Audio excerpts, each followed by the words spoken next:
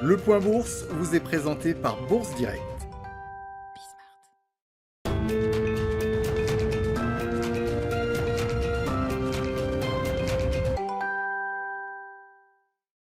Bonjour à tous, le CAC 40 poursuit finalement son recul ce matin, plombé par les récentes ruées spéculatives à Wall Street.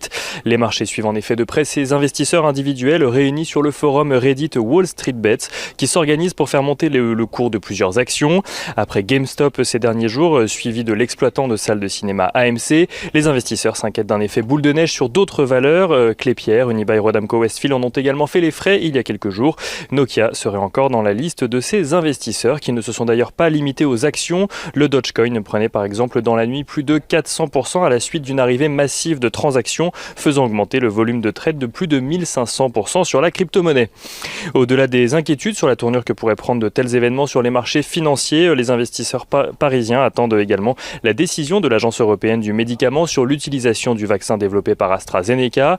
Vaccin au cœur d'âpres négociations entre l'Union européenne et le groupe pharmaceutique alors que ce dernier a considérablement réduit les doses qu'il estime être capable de livrer en Europe.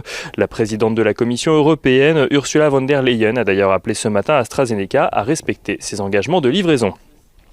Côté statistique, les investisseurs ont pu prendre connaissance ce matin du recul du PIB de 1,3% sur le dernier trimestre 2020 en France.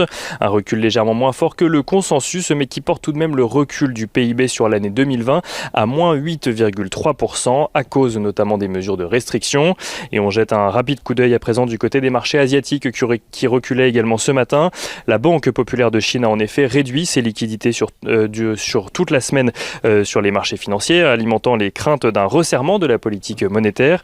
Celle-ci a finalement injecté 10 milliards de yuan dans le système financier ce vendredi, mais cela n'a pas suffi à apaiser les marchés.